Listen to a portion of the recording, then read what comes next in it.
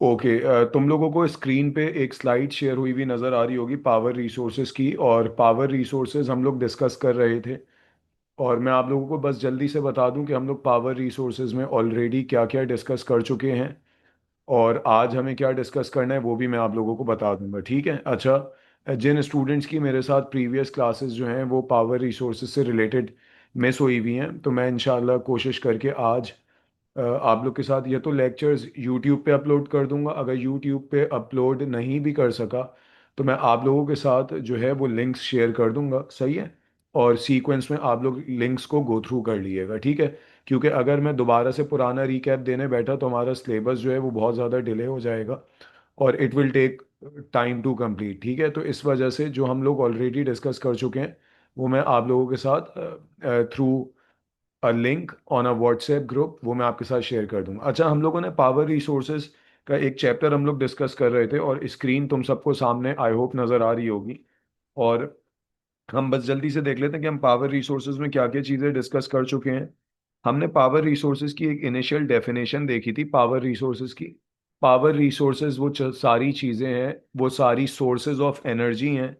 Power resources are sources of energy available which are needed for driving machines in industries. Power resources जो हैं वो industries में machines को चलाती हैं। Similarly fuel in the transport sector, power resources मेरी और आपकी गाड़ियों को या फिर बसेस को या फिर बाइक्स को रन करती हैं। सिमिलरली पावर रिसोर्सेज एग्रीकल्चर में ट्यूबवेल्स, स्प्रिंकलर्स, हार्वेस्टर्स को रन करती हैं। आपको पता है ट्यूबवेल चलाने के लिए, स्प्रिंकलर चलाने के लिए, हार्वेस्टर्स चलाने के लिए आपको petrol, diesel, solar energy, electricity की ज़रूरत पड़ती है, ठीक है। और similarly power resources electricity produce करती हैं और हीटिंग एनर्जी प्रोड्यूस करती हैं फॉर डोमेस्टिक पर्पसेस, घरों के लिए और इंडस्ट्रीज के लिए।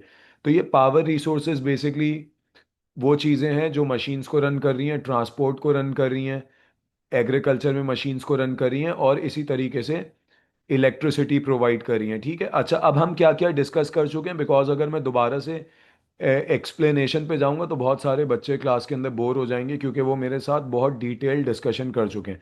पावर रिसोर्सेज को अगर हम दो कैटेगरीज में डिवाइड करें तो दो कैटेगरीज हमारे पास कौन कौन सी हैं। एक हमारे पास है रीन्यूएबल, आपको यहाँ पे नज़र आ रहा होगा रीन्यूएबल सोर्सेज ऑफ पावर।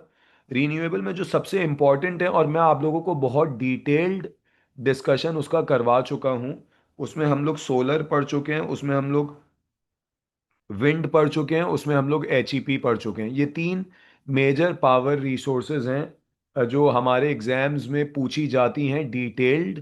तो ये तीन आपको आनी चाहिए हर हाल में और ये तीन हम लोग डिस्कस कर चुके हैं ऑलरेडी, जिसमें सोलर बहुत ज़्यादा डेप्थ में हम लोगों ने डिस्कस किया था। अच्छा, अब हम आ जाते हैं ज़रा नॉन रीन्यूएबल पे। तो आप लोगों को याद होगा नॉन रीन्यूएबल के अंदर मैं आप लोगों को जो करवा चुका हूँ उसमें हम लोग क्या डिस्कस कर चुके हैं, उसमें हम लोग क्रूड ऑयल डिस्कस कर चुके हैं ऑलरेडी। और इसमें हम लोगों को 2 से 3 लेक्चर्स लगे थे इसको कंप्लीट करने में। आज मैं आप लोगों को डिस्कस करवाऊंगा कोल, ठीक है। और कोशिश करेंगे कि नेचुरल गैस का एक इंट्रोडक्शन दे दूं, बिकॉज आज की क्लास हमारी बहुत लंबी नहीं जाएगी, ये 1 घंटे की क्लास होगी। एट अराउंड 7:20 हम लोग इसको रैप अप कर देंगे। तो मैं अभी शुरू करवा रहा हूँ कोल और फिर हम लोग आ जाएंगे नेचुरल गैस पे, ठीक है। अच्छा, अब ज़रा एक बात गौर से आप लोग याद रखिएगा कि ये चैप्टर बहुत इंपॉर्टेंट भी होता है। उसकी वजह यह है कि लेंदी चैप्टर है। जितना चैप्टर लेंदी होता है उसमें से एग्जामिनर को बहुत सारी चीज़ें पूछने को मिल जाती हैं, ठीक है। तो एक तो ये चैप्टर लेंदी है, इसके अंदर बहुत सारी चीज़ें हैं पूछने के लिए एग्जामिनर को, ठीक है। अच्छा, अब हम लोग ज़रा डिस्कशन कर रहे थे नॉन रीन्यूएबल का। और नॉन रीन्यूएबल मैंने आपको बताया था जो शुरू की तीन हैं कोल, ऑयल और गैस, इनको हम कहते हैं फॉसिल फ्यूल्स। सही, ये तीन फॉसिल फ्यूल्स हैं और ये नॉन रीन्यूएबल की कैटेगरी में आती हैं हमारे पास, ठीक है। अच्छा, अब मैं जल्दी से क्विकली आगे बढ़ूंगा और मैं आप लोगों को ज़रा नॉन रीन्यूएबल की कुछ करेक्टरिस्टिक्स दिखाऊंगा। जी बेटा, ये बिल्कुल ये नोट्स में भी सेम यही इंफॉर्मेशन है, बस नोट्स में प्रेजेंटेशन थोड़ी सी अलग है। जो स्लाइड्स में इंफॉर्मेशन है वही सेम नोट्स में है, ठीक है। जी, ये इंपॉर्टेंट चैप्टर है, इंपॉर्टेंट चैप्टर है क्योंकि देखो लेंदी है ना, तो मैं हमेशा मेरी कोशिश होती है पहले मैं लेंदी चैप्टर्स आप लोगों को करवा दूं, और फिर जो हमारे छोटे चैप्टर्स हैं उन पर तो हम आखिर में भी आ सकते हैं, because they will not take time. Power एक लेंदी चैप्टर है, ठीक है। सिमिलरली मैं इसके बाद इंशाल्लाह आप लोग को पॉपुलेशन का चैप्टर शुरू करवाऊंगा, वो लेंदी है। इंडस्ट्रीज का चैप्टर लेंदी है। तो जो हमारे लेंदी चैप्टर्स है ना, पहले हम उनको रैप अप करेंगे। चलो अब आगे बढ़ते हैं जरा। और मैं आप लोगों को बस एक चीज जल्दी से बता दूं। हम लोग जब कहते हैं नॉन रीन्यूएबल तो उसका फर्क तुम लोगों को ऑलरेडी पता है कि what is the difference between renewable and non renewable. तुम लोग साथ में स्क्रीनशॉट्स भी ले सकते हो। तो तुम लोगों को याद होगा कि नॉन रीन्यूएबल वो एनर्जी सोर्सेज हैं which can be exhausted one day, जो दुनिया से एक दिन क्या हो जाएंगी, डिप्लीट या एंड हो जाएंगी। ये एक ना एक दिन दुनिया से खत्म हो जाएंगी, ठीक है। और फिर तुम्हें एक और चीज बता रहे हैं कि it has high carbon emission, इससे बहुत ज़्यादा कार्बन डाइऑक्साइड रिलीज होती है और इससे पॉल्यूशन जनरेट होता है बहुत ज़्यादा, खास तौर पे कोल और क्रूड ऑयल। क्रूड ऑयल से पेट्रोलियम, पेट्रोल बनता है, डीजल बनता है, और जब हम उनको गाड़ियों में इस्तेमाल करते हैं तो उससे एयर पोल्यूशन होता है, ठीक है। तो ये भी याद रखना कि नॉन रीन्यूएबल में पहली कैरेक्टरिस्टिक क्या है, दे विल एंड समडे, ये एक ना एक दिन दुनिया से खत्म हो जाएंगी। और ये बहुत ज्यादा पोल्यूशन जनरेट करती हैं, खास तौर पे आपके पास कोल और क्रूड ऑयल है, ठीक है। अच्छा, उसके साथ साथ इनकी हमें एग्जाम्पल्स हम लोग देख लेते हैं। ऑलरेडी हम लोग एग्जाम्पल्स पढ़ चुके हैं, दोबारा देख लो। कोल, पेट्रोलियम, पेट्रोलियम का मतलब ऑयल, नेचुरल गैस और न्यूक्लियर, ये हमारे पास चार हैं, ठीक है। अच्छा, मैंने आप लोगों को पेट्रोलियम करवा दी थी। अभी मैं आ रहा हूँ कोल की तरफ, फिर हम लोग आएंगे गैस की तरफ, ठीक है। तो कोल की तरफ मैं आ रहा हूँ ताकि तुम लोगों को पता हो कि हम लोग क्या डिस्कस कर रहे हैं। कॉन्सेप्ट बहुत क्लियर होना चाहिए। तो हम लोग डिस्कस कर रहे हैं नॉन रीन्यूएबल, हम लोग ये वाली कैटेगरी डिस्कस कर रहे हैं, ठीक है, नॉन रीन्यूएबल, ओके। चलो आगे बढ़ते हैं। और अब मैं जल्दी से बस आ रहा हूँ कोल की तरफ। ओके, कोल। आप लोगों को यहाँ पे कोल नजर आ रहा होगा। आप सब जरा मुझे कंफर्म कर दिएगा कि स्क्रीन विजिबल है आप सबको। Is the screen visible to everyone? ठीक है, परफेक्ट। चलो हम कोल पर आते हैं जल्दी से, और कोल को समझने की हम कोशिश करते हैं कि ये कोल क्या होता है। कोल के बारे में तो हम बता रहे हैं, coal is a combustible black और brownish sedimentary rock. Coal combustible rock है, कंबस्टेबल। उससे आगे की डेफिनेशन छोड़ दो, ये पूरी छोड़ दो, ये तुम्हारे सिलेबस के लिए इररेलेवेंट है। सिर्फ जो मैं मार्क करूंगा आपने सिर्फ वो याद करना है। कह रहे हैं coal is a combustible rock, combustible. Combustible वो मिनरल होता है जो प्रोड्यूसेस एनर्जी व्हेन बर्न्ड। जब हम कहते हैं कोल, कोल आपको पता है coal is a non metallic mineral, ये हम सबको पता है ना कि coal is a non metallic mineral. Coal हमारे पास है नॉन मेटेलिक मिनरल। और जब हम कहते हैं कि coal is a combustible rock,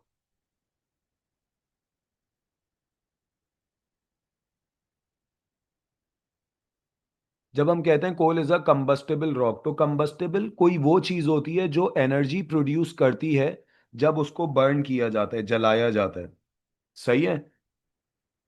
combustible is any mineral, any source which produces energy when burned.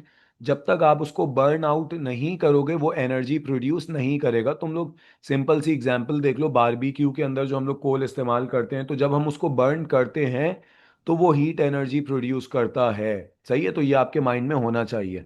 Okay, अच्छा, अब कोल की कुछ कैटेगरीज हैं, कुछ टाइप्स हैं कोल की। इसको भी हम जरा देख लेते हैं कि कोल की आपके पास कौन कौन सी टाइप्स हैं, ठीक है। और फिर हम लोग आगे बढ़ जाएंगे, कोल की कौन कौन सी टाइप्स हैं। सबसे जो पुअरेस्ट क्वालिटी कोल है, poorest,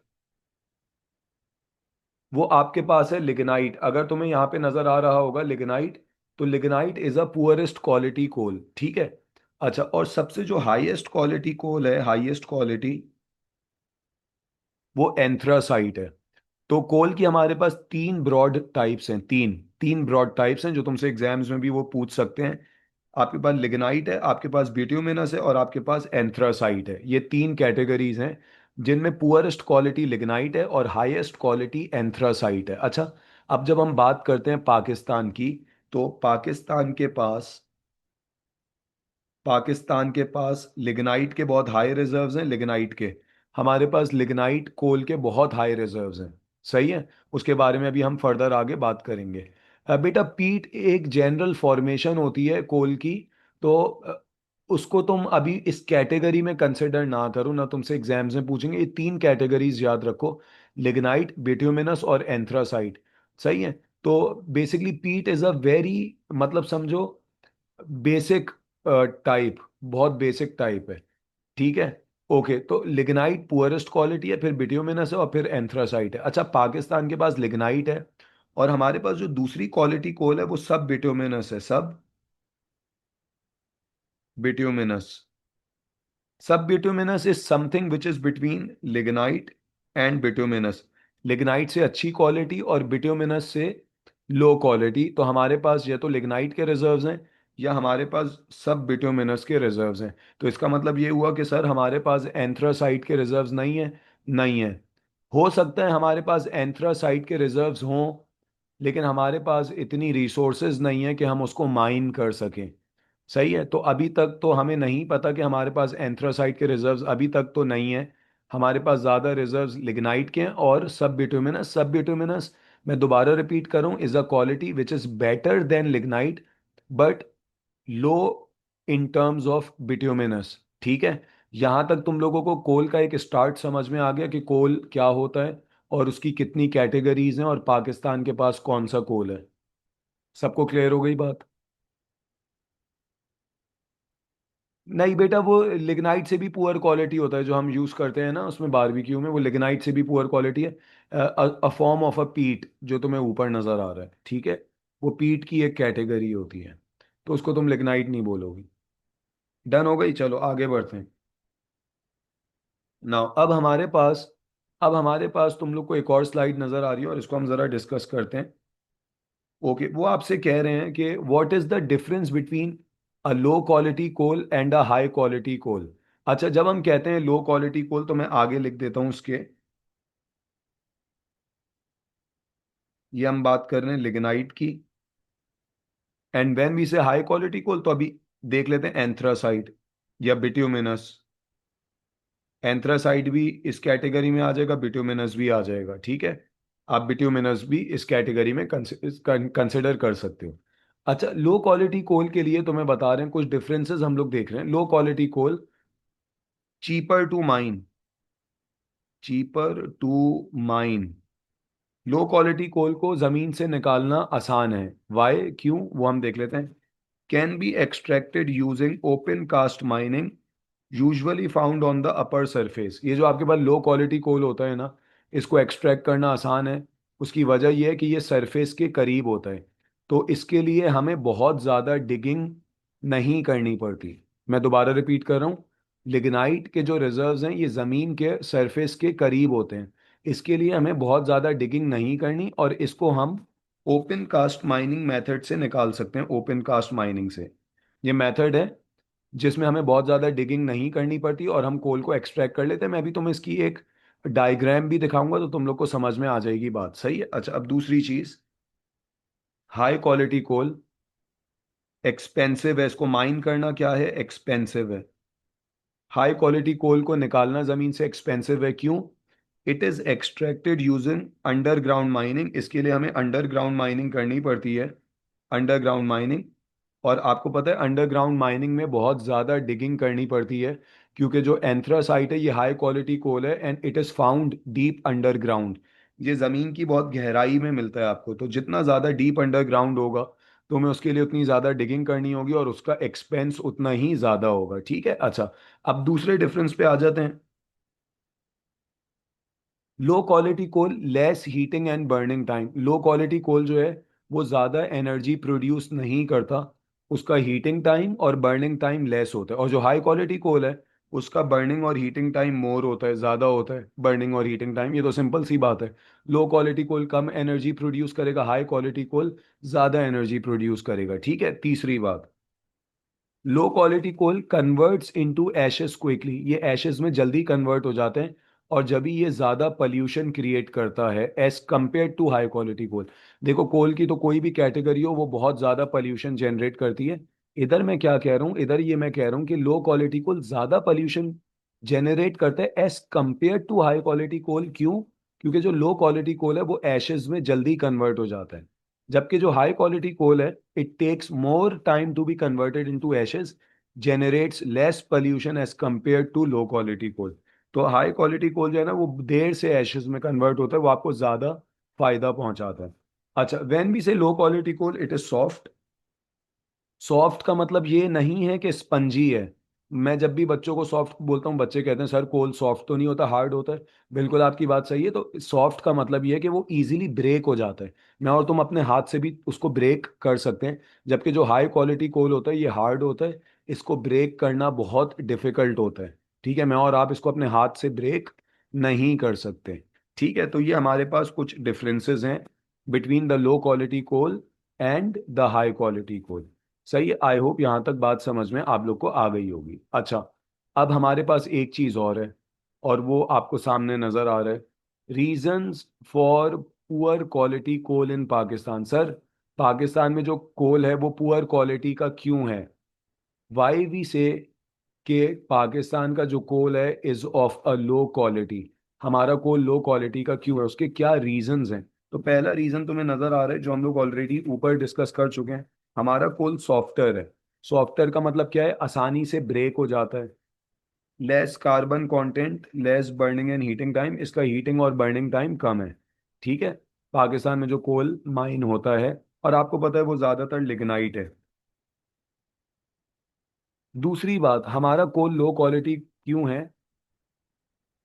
Pakistan does not have enough capital and machines and highly skilled experts for deep underground mining to extract high quality coal। हो सकता है पाकिस्तान के पास हाई क्वालिटी कोल हो, लेकिन हमारे पास ना रिसोर्सेज हैं, पैसा नहीं है, कैपिटल नहीं है, मशीन्स नहीं है, स्किल्ड लेबर नहीं है हमारे पास जो कि हाई क्वालिटी कोल को माइन कर सके। तो इसकी वजह से जो हम लोग कोल निकाल रहे हैं वो लो क्वालिटी कोल निकाल रहे हैं, क्योंकि लो क्वालिटी कोल की माइनिंग कंपैरेटिवली ईजियर है as compared to mining of a high quality coal. तीसरा, हमारा कोल पुअर क्वालिटी का क्यों है, क्या इंडिकेटर्स हैं?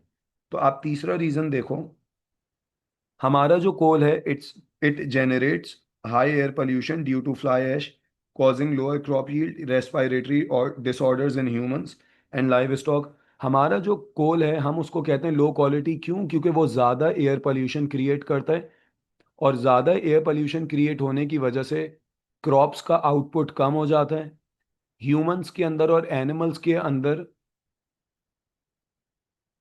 बेटा बिट्यूमिनस भी हमारे पास नहीं है फातिमा बहुत ज़्यादा, बल्कि हमारे पास एक है sub bituminous, sub, which is lower than bituminous in terms of quality and higher than lignite. लेकिन अगर मैं एक जनरल बात करूँ ना तो हमारे पास लिग्नाइट है। अगर मैं एक ओवरव्यू दूं, जनरल बात करूं, तो हमारे पास लिग्नाइट है। ठीक है, ओके। अच्छा, अब आपके पास, हाँ बिल्कुल अब्दुल्ला कह सकते हो, ये कह सकते हो। ओके, तो हमारे पास अब तुम्हें बता रहे हैं कि हमारे यहाँ से जो कोल माइन हो रहा है उससे लंग कैंसर स्प्रेड होता है, क्योंकि उससे ज़्यादा पल्यूशन होता है। ठीक है, और तुम्हें एक और बात बता रहे हैं कि अगर हमारा जो कोल का वेस्ट है, dumping of coal waste in nearby rivers contaminate river water, वो कह रहे हैं कोल का। अच्छा, ये वाला जो पॉइंट है ना ये पुअर क्वालिटी से रिलेटेड नहीं है, ये हर कैटेगरी के कोल से एसोसिएटेड है। इसको आप हाई क्वालिटी लो क्वालिटी दोनों में लिख सकते हो।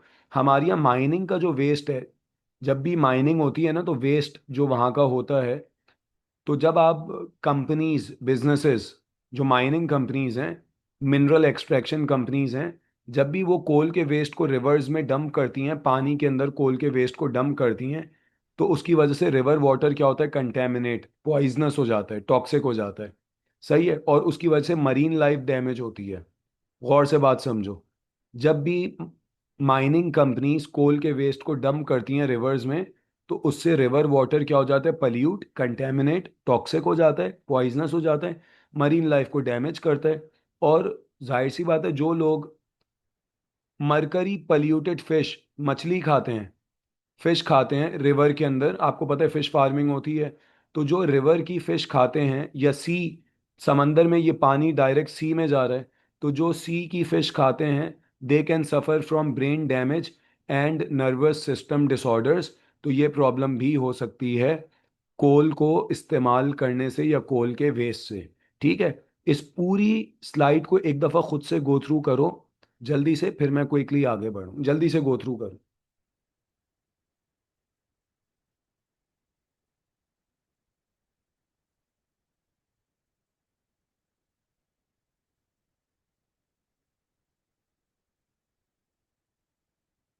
और मुझे बता देना कि सर समझ में आ गया।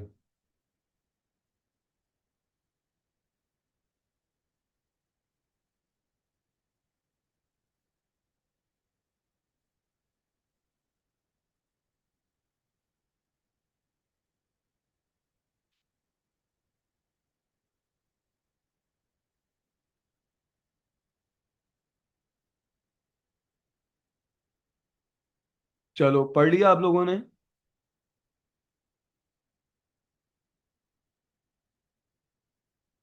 ओके बेटा, देखो मरकरी पल्यूटेड फिश से क्या लिंक है, तो ये लिंक मुझे और तुम्हें एस्टेब्लिश करने की ज़रूरत नहीं है। मैं एक सिंपल सी बात बता रहा हूँ, केमिस्ट्री का ये आपके पार्ट है, लेकिन क्योंकि ये पॉइंट बुक्स के अंदर लिखा हुआ है तो हमें इसको फर्दर एक्सप्लेन नहीं करना। बस सिर्फ हमें उतना याद करना है कि भाई कोल का जब वेस्ट चला जाता है रिवर्स के अंदर तो उसमें रिवर वाटर कंटेमिनेट होता है, और जब लोग उस वाटर की फिश को खाते हैं तो they can suffer from brain damage and nervous system disorders. चाहो तो मरकरी पल्यूटेड लिख देना, या फिर सिर्फ पल्यूटेड भी लिख दोगे तब भी काफ़ी होगा। ठीक है, क्लियर हो गई बात? क्योंकि अगर मैं इसको डिटेल्ड इसका डिस्कशन करने बैठा तो ये हम लोग अपने टॉपिक से दूर हो जाएंगे, और ये आपका केमिस्ट्री का पार्ट है, तो अब पीएसटी में आपको ये पॉइंट्स जो हैं इतना डेप्थ में जाके एक्सप्लेन नहीं करने होते। ठीक है, चलो आगे बढ़ते हैं ना। अब हम ज़रा फर्दर कुछ चीज़ें डिस्कस करते हैं। ओके, अब हमारे पास एक चीज़ और है, एक चीज़ और है। हाँ बिल्कुल अब्दुल्ला, लिख सकते हो, बिल्कुल लिख सकते हो। कोल स्मोक से एसिड रेन होती है, उससे फिश जो है वो जो हम खाते हैं तो उससे प्रॉब्लम्स क्रिएट हो सकती हैं ना।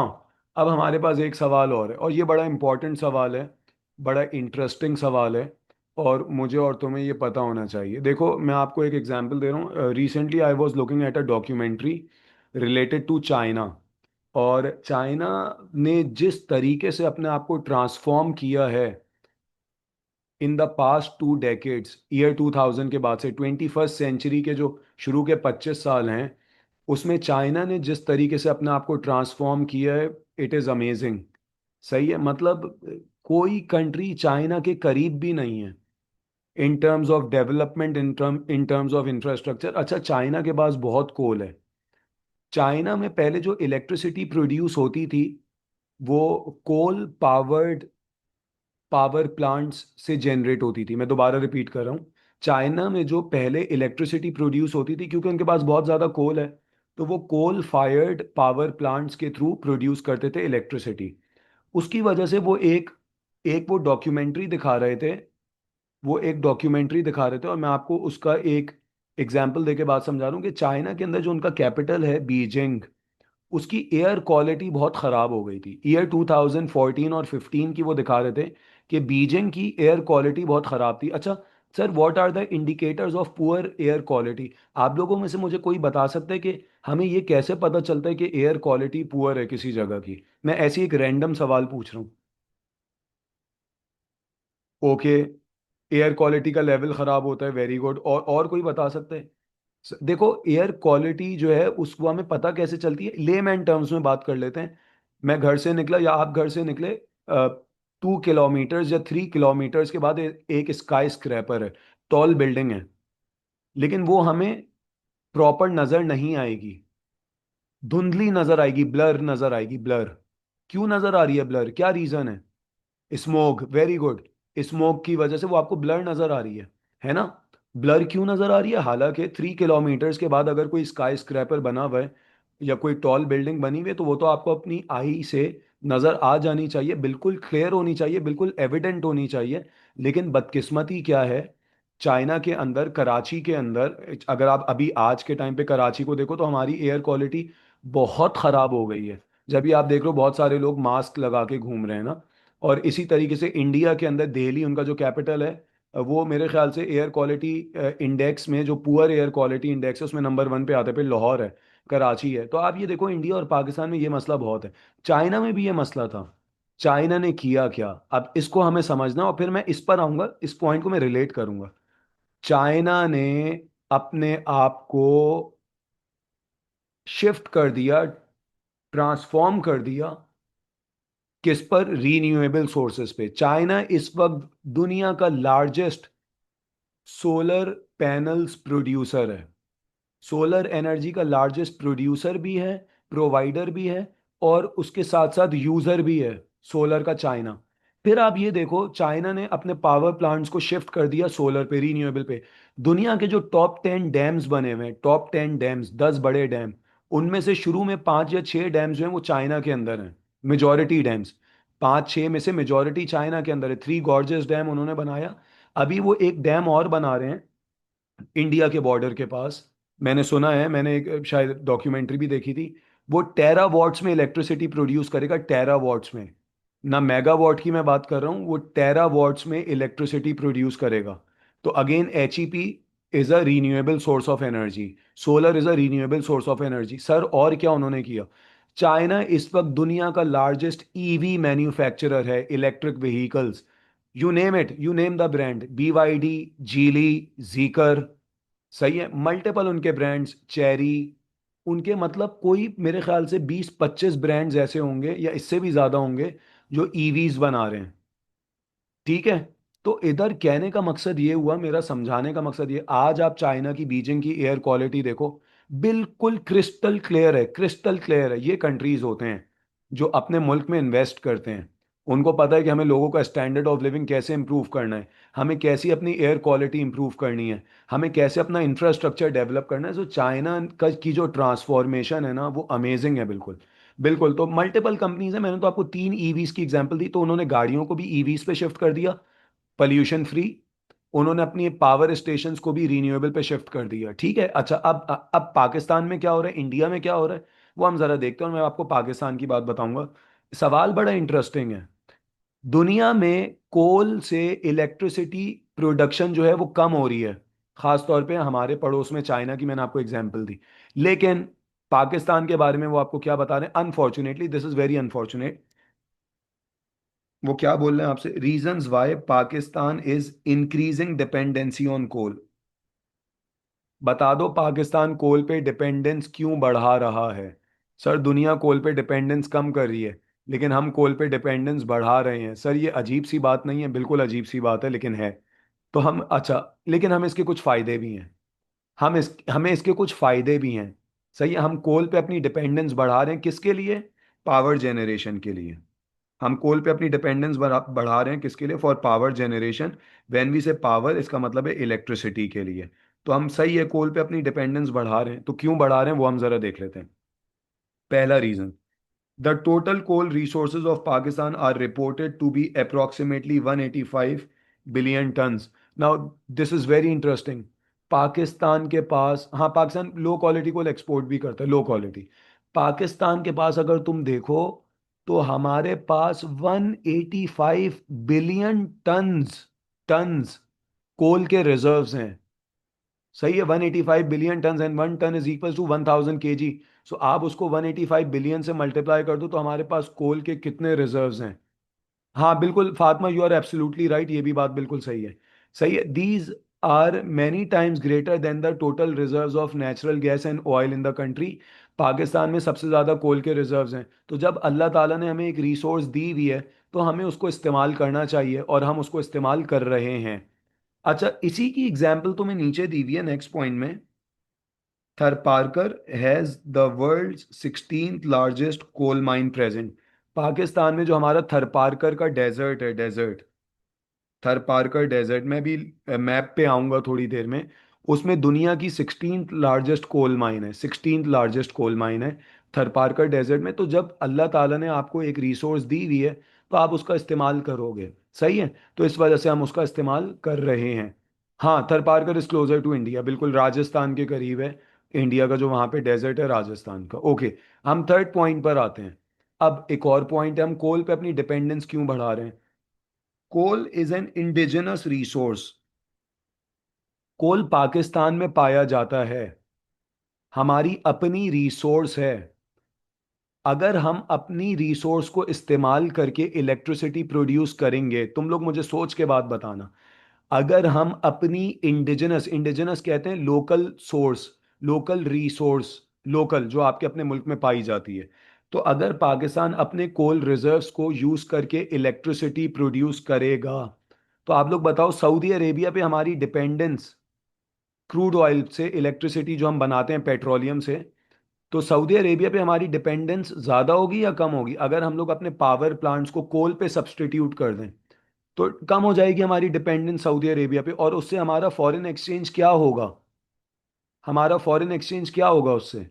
सेव होगा। तो देखो, अगर हम लोग अपने पावर प्लांट्स को कोल पे सब्सटीट्यूट कर देंगे, कोल पे सब्सटीट्यूट कर दें अपने पावर प्लांट्स को, it will save foreign exchange, हमारे डॉलर्स बचेंगे, हमारा पैसा बचेगा, पाकिस्तान का फॉरेन एक्सचेंज सेव होगा। ठीक है, सही है, क्लियर हो गई यहाँ तक बात? अच्छा, उसके साथ साथ एक बात और है सर, ये जो हमारे पास नॉन रीन्यूएबल सोर्सेज है ना, नॉन रीन्यूएबल सोर्सेज, कोल हो, ऑयल हो, गैस हो, ये ज़्यादा एनर्जी प्रोड्यूस करते हैं, रिलीज करते हैं as compared to renewable sources, as compared to renewable, ये भी एक फ़ायदा है। तो कोल को जब हम बर्न करते हैं तो वो बहुत ज़्यादा एनर्जी प्रोड्यूस करता है।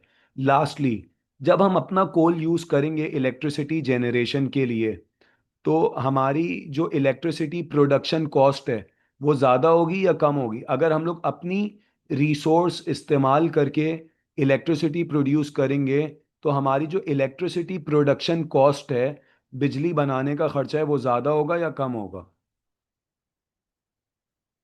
अगर हम लोग अपनी रिसोर्सेज, कम होगा। यार कोल तो हमारी अपनी लोकल सोर्स है, तो अगर हम लोग उसके थ्रू इलेक्ट्रिसिटी प्रोड्यूस करेंगे तो वो कम होगी, कम पैसों की इलेक्ट्रिसिटी प्रोड्यूस होगी। सऊदी अरेबिया से ऑयल मंगवा के इलेक्ट्रिसिटी प्रोड्यूस करेंगे, वो एक्सपेंसिव पड़ेगी, इजेंट इट? क्योंकि कोल तो हमारी अपनी रिसोर्स है, तो कोल के थ्रू हम इलेक्ट्रिसिटी प्रोड्यूस करेंगे तो उससे इलेक्ट्रिसिटी की जो कॉस्ट है वो कम होगी। तो उसका फायदा क्या होगा, अब देखना। Producing electricity using coal will reduce the cost of electricity bills for industries, helping in making Pakistan exports more competitive and boosting Pakistan's economy.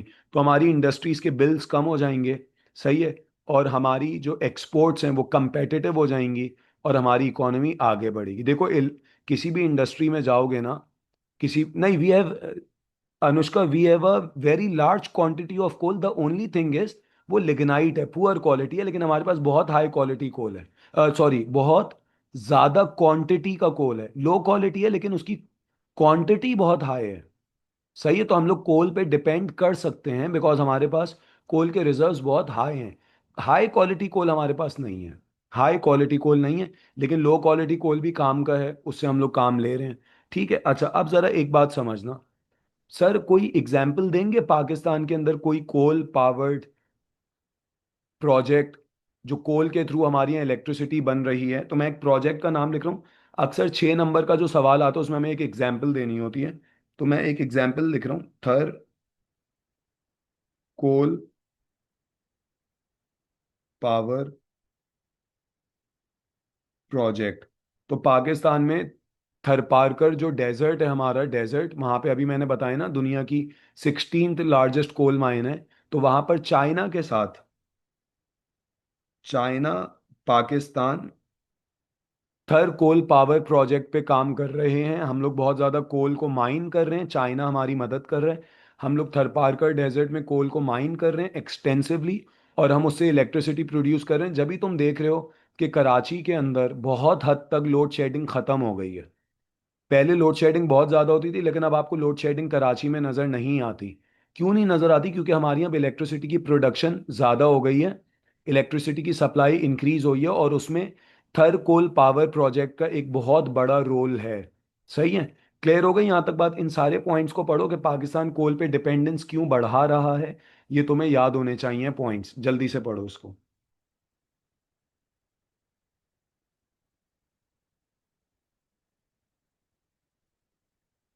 और मुझे बता दो अगर बात समझ में आ गई है, ताकि मैं क्विकली आगे बढ़ जाऊँ।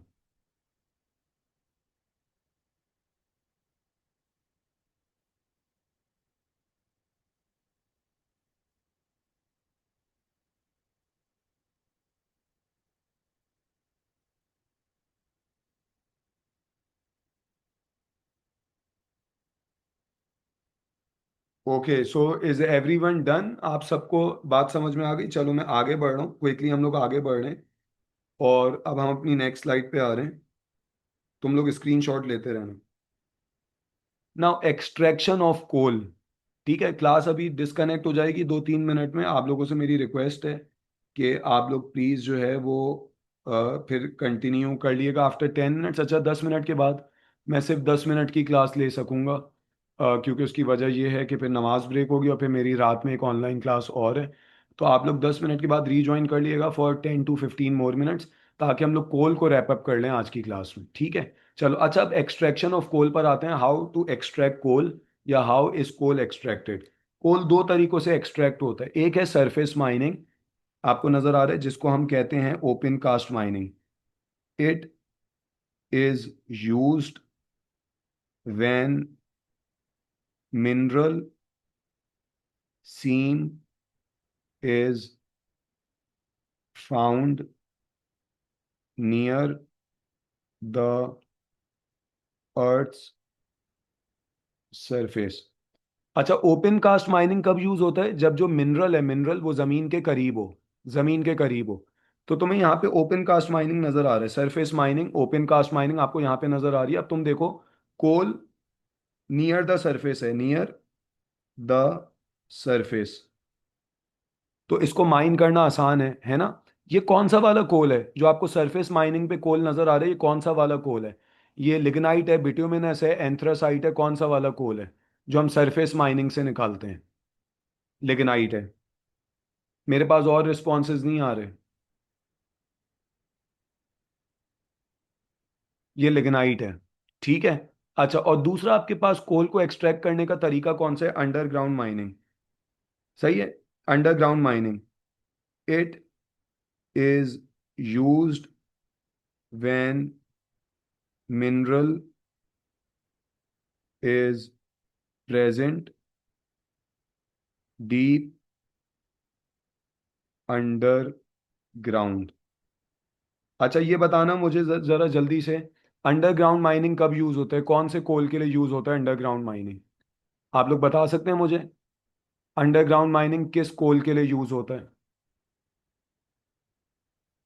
बिट्यूमिनस